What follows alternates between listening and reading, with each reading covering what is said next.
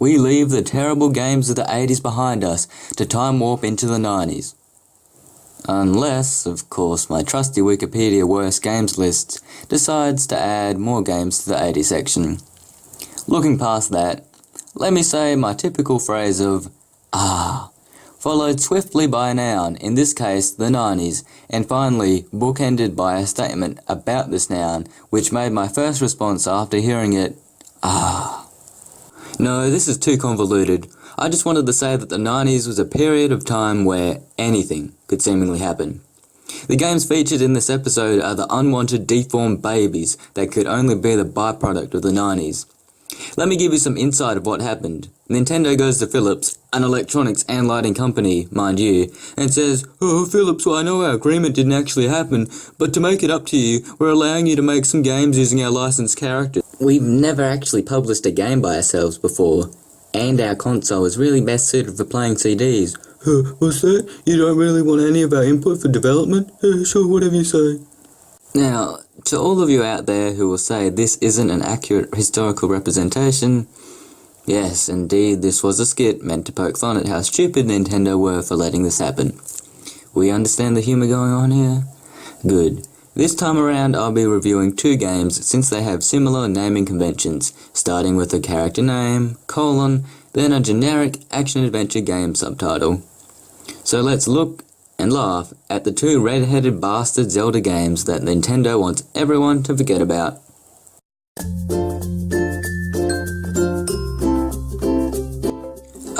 Looks like I was using the wrong royalty-free music.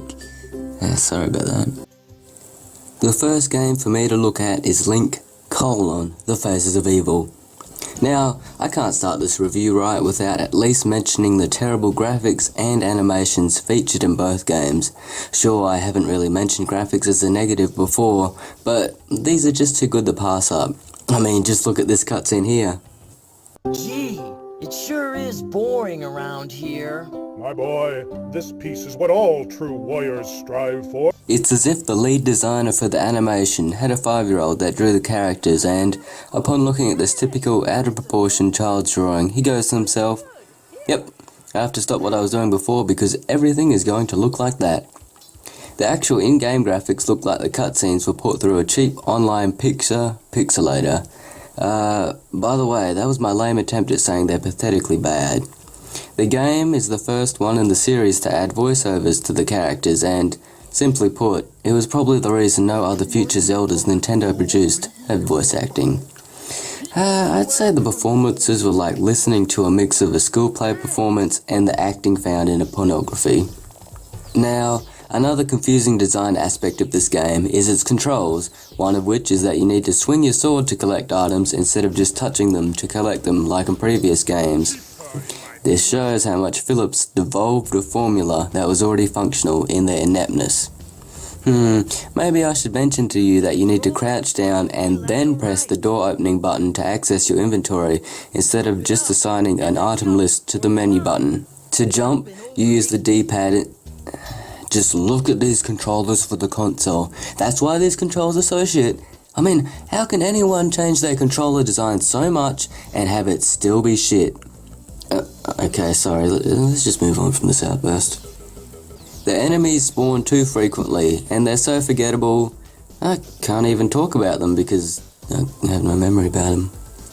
This frequent spawning may be fine if the combat was in any way interesting, but all you do is slash with your sword and throw items, doing away with any of the interesting combos found in the second Zelda.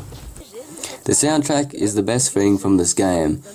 Too bad the songs feel out of place, with all of them feeling as if they were made for other games, but randomly just shoved into this game. Oh, and the actual story of the game?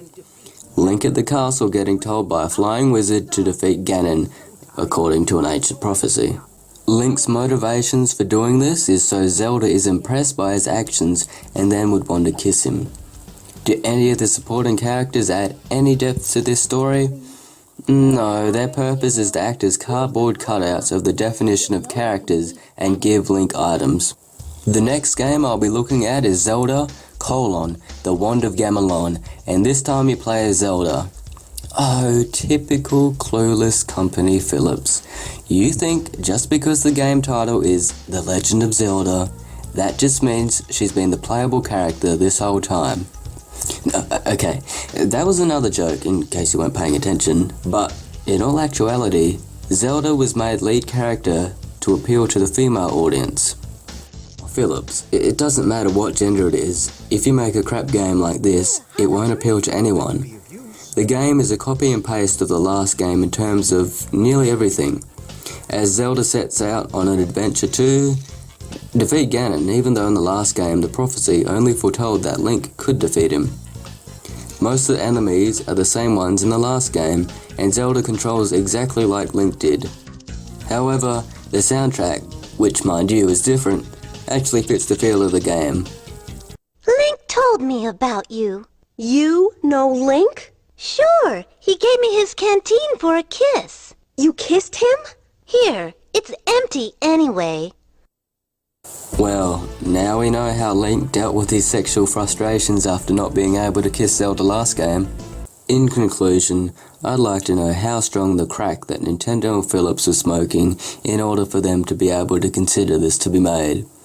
I'm only asking for a friend. That's the only reason I'm curious. I could try and provide a summary for both games here, but they're so similar that the only way to summarize them both is, they're both bad. If I had to pick one game over the other, however, Zelda would be picked because, as well as the music fitting the game better, the locales you visit were more exciting than Link's. So, before you finish watching, I hope you forget about these stains on the Legend of Zelda name, because they do not deserve to be remembered. Maybe if only for the hilarious cutscenes.